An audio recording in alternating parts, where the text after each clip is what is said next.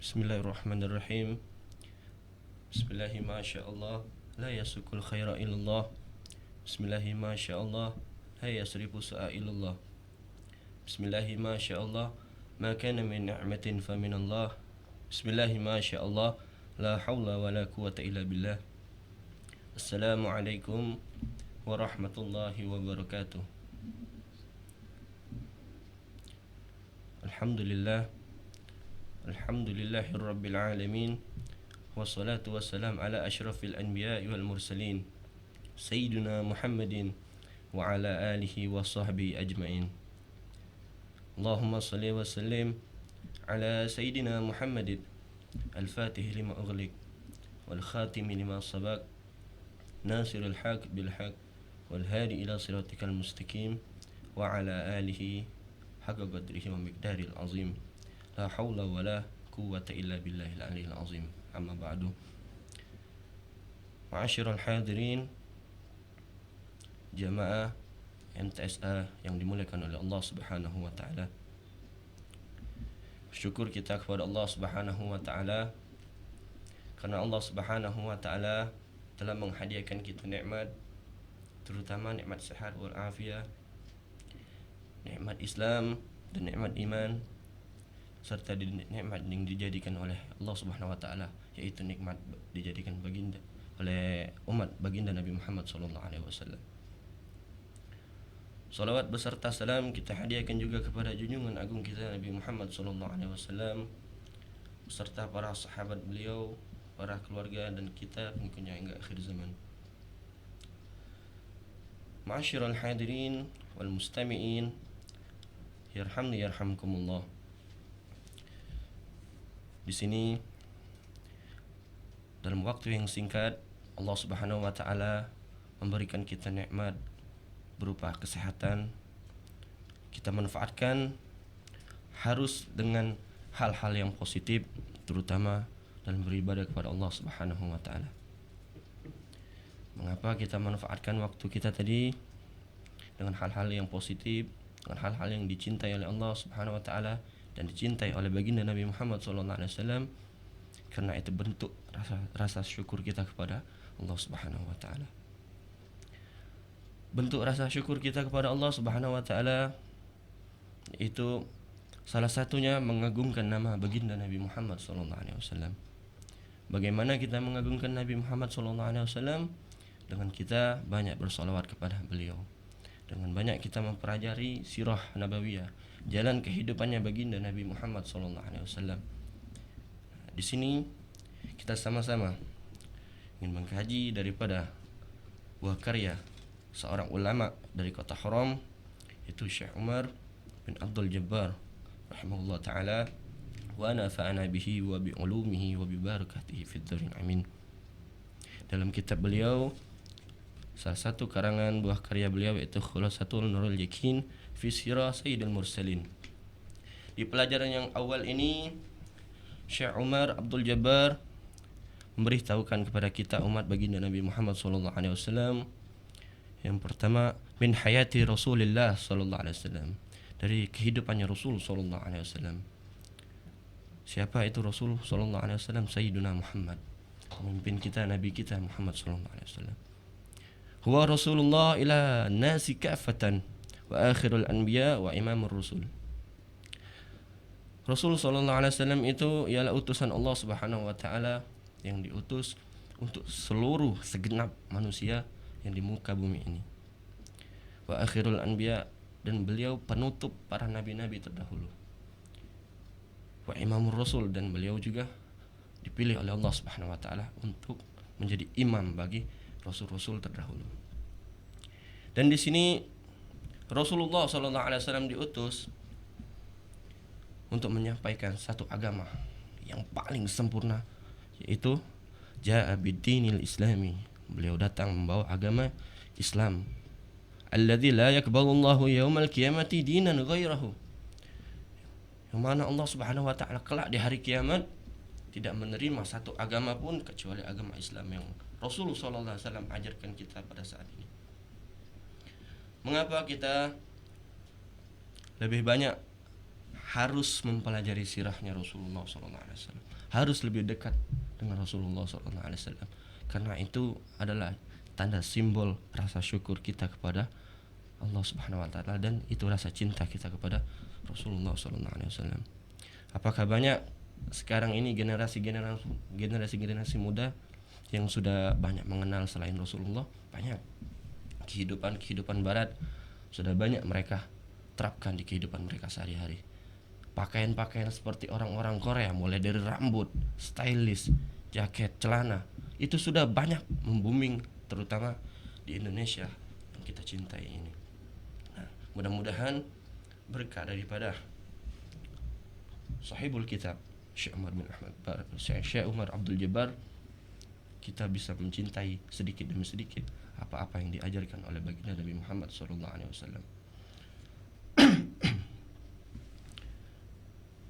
Di sini juga Rasulullah SAW pernah duduk bersama para sahabatnya Nabi Muhammad SAW. Beliau berkata dalam satu majelis pada sewaktu hari itu, "Ana mushtaqun bi ikhwani." Rasulullah SAW berkata, "Ana rindu bersama saudara-saudaraku." Lalu sahabat radhiyallahu anhum menjawab, "Alasta ikhwanik ya Rasulullah?" Apakah kami ini bukan saudara-saudaramu ya Rasulullah?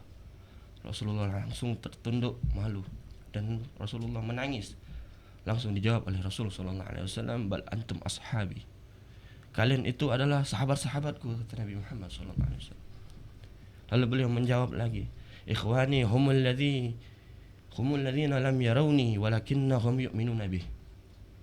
Saudara-saudaraku, kata Rasul SAW, ialah manusia yang tidak melihatku, manusia yang tidak duduk denganku, manusia yang tidak bertatap muka denganku, akan tetapi mereka beriman kepadaku. Allahumma salli ala Sayyidina Muhammad wa ala ali Sayyidina Muhammad. Allahumma salli ala Sayyidina Muhammad wa ala ali Sayyidina Muhammad. Allahumma salli ala Sayyidina Muhammad wa ala ali Sayyidina Muhammad. Rasul sallallahu alaihi wasallam telah rindu kepada kita umatnya yang sekarang ini. Beliau menyebut kita 1400 tahun yang lalu, ma'asyiral hadirin. Lebih khusus lagi kita umatnya yang mesti wajib mencintainya, mesti wajib mempelajari sirah kehidupan dari kehidupan beliau. Akan tetapi kalau kita tidak menjemput penantian dari rindunya Rasulullah SAW, itu berarti kita termasuk orang-orang yang merugi. Karena mengapa? Kita sekarang umat muslim, terutama baginda Nabi Muhammad SAW ini juga sudah disampaikan di dalam Al-Quran dan sudah termaktub di Quran. Qala ta'ala, kuntum khaira ummatin ukhrijat linnas. Kamu umat Islam, kata Allah Subhanahu wa taala, umat terbaik yang dilahirkan untuk manusia. Jadi kita berasal dari yang baik, umat Nabi yang Nabi tadi paling terbaik, dan insya Allah selalu di dalam jalan yang baik bersama orang-orang yang baik. Mudah-mudahan ini adalah awal daripada kita mengetahui rasa cinta kita, bentuk rasa syukur kita kepada Allah Subhanahu wa taala, dan rasa cinta kita kepada Nabi Muhammad SAW. Salah satunya mempelajari sirah nabawiyah, yang mana ulama-ulama terdahulu yang telah mengajarkan kita arti daripada cinta kepada Nabi Muhammad, arti daripada cinta kepada ajaran-ajaran yang sesuai dengan ajaran Nabi Muhammad SAW. Dan Nabi Muhammad SAW pun terjaga dari apa? Wa huwa min nasli Sayyidatil Quraisy. Beliau juga berasal dari keturunan Sayyidah Quraisy, yaitu pemimpin bangsa Quraisy. Asyrafi qabilatin fi Makkah al-Mukarramah. Dan satu qabilah Nabi Muhammad ini yang paling mulia di kota Makkah al-Mukarramah.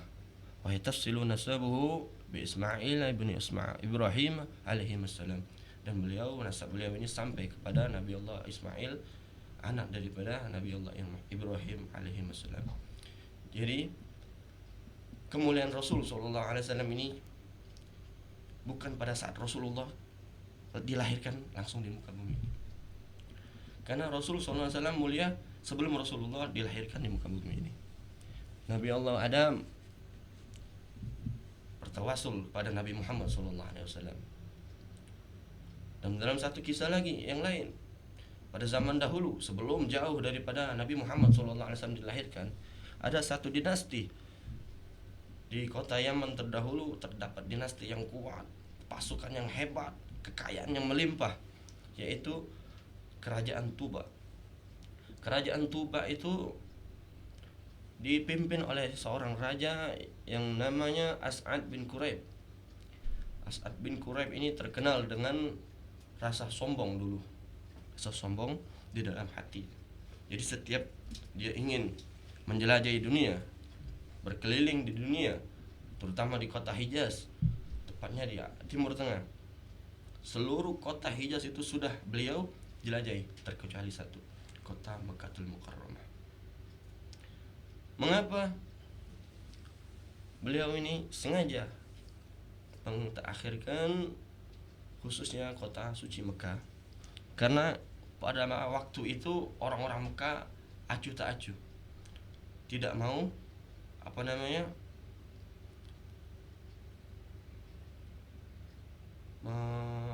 acuh tak acuh, bahasa Palembangnya itu tidak diagoi wong, tidak ngagoi wong. Nah, jadi kalau tidak ngagoi wong, jadi tidak tahu fihalnya. Nah, jadi sekali lagi di sini beliau ini menganggap orang-orang Mekah ini kurang ajar kepada seorang raja. Masa seorang raja datang saja tidak disambut, kehadirannya tidak dihiraukan. Bagaimana ini? Katanya kota Mekah ini kota yang penuh dengan orang-orang yang beradab. Tapi beliau berpikir, ya kota Mekah ini kota yang tidak beradab. Nah, dari situ beliau berpikir, Raja Tuba ini berpikir untuk menghancurkan yang namanya Ka'bah. Nah, pada saat itu Ka'bah itu masih dalam keadaan bangunan yang masih kecil.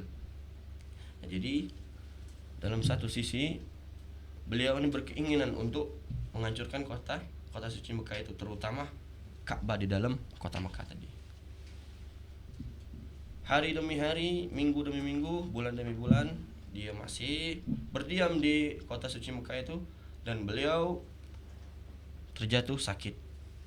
Raja Tuba tadi, As'ad bin Quraib tadi, terjatuh sakit karena perihal yang beliau inginkan menghancurkan bangunan Ka'bah tadi. Setelah satu orang tabib tidak bisa menyembuhkan, dua orang tabib, sampai satu riwayat mengatakan ulama pada waktu itu disebut dengan rahib dan tabib pada waktu itu 400 ulama dan tabib bergabung untuk menyembuhkan daripada Raja Tuba ini. As'ad bin Quraib ini tidak mampu untuk menyembuhkannya. Jadi ada satu rahib yang tinggal di kota suci Mekah pada waktu itu langsung menemui daripada Raja Tuba tersebut dan mengatakan pada Raja Tuba, "Wahai Raja, aku di sini tidak menyembuhkanmu. Aku di sini tidak berniat untuk menyembuhkanmu. Tapi di sini aku ingin menanyakan pada dirimu, mengapa Allah Subhanahu wa taala kirimkan penyakit di dalam tubuhmu? Apakah kau tahu?" "Tidak, aku tidak tahu. Demi Allah aku tidak tahu." "Apakah kau merasa dirimu hebat?" "Ya, aku merasa diriku hebat. Aku punya kerajaan, aku punya pasukan, aku punya kekayaan." Nah, di situ kau boleh sombong atas dirimu, tapi kau ingat ada raja di atas raja, yaitu Maharaja Allah Subhanahu wa taala, yang mempunyai kota suci Mekah ini, yang mempunyai Ka'bah ini. Tapi kalau kau ingin menghancurkan Ka'bah yang tadi, kau berhadapan dengan yang Maharaja tadi, Allah Subhanahu wa taala. Langsung tersentak hati daripada Raja Tuba tadi, As'ad bin Quraib. Bagaimana bisa tahu rahib ini dengan keadaan beliau yang tidak pernah melihat dan tidak pernah tahu isi hati seorang raja tadi. Dan kemudian raja itu menanyakan, "Wahai rahib, dulu pernah aku berkeinginan untuk menghancurkan Ka'bah di kota suci Mekah ini, dikarenakan Ka'bah ini sudah melupakan atau membuat seluruh masyarakat di kota Mekah ini menjadi lupa denganku seorang raja. Jadi lebih menghormati Ka'bah daripada aku seorang raja. Langsung aku berkeinginan ingin menghancurkan Ka'bah tersebut pada waktu itu, dan langsung juga dibalas oleh Allah Subhanahu wa taala, dikirimkan penyakit yang tidak bisa disembuhkan. Aku memohon kepadamu, tolong, apa obat daripada penyakit ini? Akan kuberitahu wahai Raja Tuba As'ad bin Quraib, ini bisa sembuh kalau kau hapus niat kau yang pertama tadi ingin menghancurkan Ka'bah, kau hapus dan kau bertobat kepada Allah Subhanahu wa taala, dan jangan sampai lagi kau sombong di kota suci Mekah ini, karena ini adalah rumah Allah Subhanahu wa taala. Mungkin di situ pelajaran yang bisa kita petik, bahwasanya orang yang sombong bisa menginjakkan kakinya di kota suci Mekah itu akan dibalas langsung oleh Allah Subhanahu wa taala dengan kesombongan pula. Maka dari situ Raja Tuba mengurungkan niatnya untuk menghancurkan Ka'bah, lalu berhijrah ke kota Yathrib, yaitu Madinah pada waktu sekarang ini, dan beliau singgah di kota Yathrib. Lalu beliau menuliskan dan disambut oleh penduduk-penduduk Yathrib pada waktu itu, bahwasanya aku mendengar daripada rohib di kota suci Mekah bahwasanya bakal ada nabi akhir zaman yang bakal singgah dan hijrah di sini. Maka daripada itu aku menitipkan surat ini kepada kalian semua, pada penduduk Yathrib waktu sekarang ini. Aku meminta kepada kalian semua untuk menyampaikan keimananku kepada Nabi Muhammad SAW. Lalu Raja As'ad bin Quraib ini, Raja Tuba ini menuliskan surat kepada Rasulullah SAW bahwasanya menyatakan keimanan kepada Allah Subhanahu wa taala dan Rasulullah SAW, dan menitipkan kepada anaknya Raja Tuba bahwasanya tolong sampaikan kalau kau ketemu dengan baginda Nabi Muhammad SAW, sampaikan surat ini kepada beliau bahwasanya aku telah beriman kepada Nabi Muhammad. Kemudian dititipkanlah surat tadi kepada anak-anaknya tadi. Lalu anaknya tadi menerima amanah yang dari Raja Tuba tadi. Setelah sekian lama Raja Tuba meninggal, kemudian anaknya tadi diangkat menjadi raja. Setelah anaknya tadi menjadi raja, kemudian raja tadi itu menitipkan kepada anaknya, apabila engkau di zaman engkau ada nabi akhir zaman, yaitu Nabi Muhammad SAW, tolong sampaikan bahwasanya kakekmu dan aku sudah beriman kepada Nabi Muhammad SAW. Terus sampai ke 7 keturunan, sehingga sampailah surat tadi itu yang dimasukkan di dalam botol, yaitu tepat di tangan sahabat yang bernama Abu Musa Asy'ari. Nah, di situ Abu Musa Asy'ari salah satu keturunan daripada Raja Tuba dari kota Yaman tadi. Nah, beliau menyampaikan kepada Rasul sallallahu alaihi wasallam bahwasanya, ya Rasulullah, kakek-kakek terdahulu sudah beriman kepadamu, dari tujuh kakek keturunanku kemarin sudah beriman kepadamu, dan ini adalah surat dari kakek-kakekku terdahulu. Dibaca oleh baginda Nabi Muhammad SAW bahwasanya Rasul SAW menerima daripada dan mengakui keimanan daripada Raja Tuba tadi. Begitulah kalau kita lihat kesombongan daripada Raja Tuba menjadikan dia seorang yang termulia di mata Nabi Muhammad SAW, orang yang tidak pernah melihat Nabi Muhammad SAW. Mengapa Nabi Muhammad begitu rindu? Karena begitulah Rasulullah SAW, orang yang sudah dirindukan Nabi Muhammad SAW. Kalau mereka, para sahabat itu bertemu langsung dengan Nabi Muhammad, wajar. Duduk langsung bersama Nabi Muhammad itu wajar. Karena ada yang tidak wajar. Begitulah daripada kerinduan Rasulullah SAW kepada kita umatnya. Kita yang tidak tahu dengan Rasulullah SAW, kita yang tidak pernah duduk bersama Nabi Muhammad SAW, kita yang tidak pernah bertegur sapa, kita tidak pernah ngomong langsung bersama Nabi Muhammad, tapi kita beriman kepada Nabi Muhammad. Sambutlah cinta Nabi Muhammad, sambutlah rindu Nabi Muhammad, sambutlah rasa kangen Nabi Muhammad di surganya kelak bersama guru-guru kita, bersama alim ulama, bersama orang-orang yang mewariskan ilmu baginda Nabi Muhammad SAW. Mungkin ini saya yang bisa Al-Fakir sampaikan. Mudah-mudahan kita semua akan diridhai Allah Subhanahu wa taala melalui mempelajari sirah yang diajarkan oleh guru-guru kita, sirah yang diajarkan oleh para masyayikh kita. Insyaallah mudah-mudahan segala yang hal-hal yang bisa menjauhkan kita kepada Nabi Muhammad minta dijauhkan oleh Allah Subhanahu wa taala. Amin amin ya rabbal alamin. Billahi taufiq wal hidayah. Wassalamualaikum warahmatullahi taala wabarakatuh.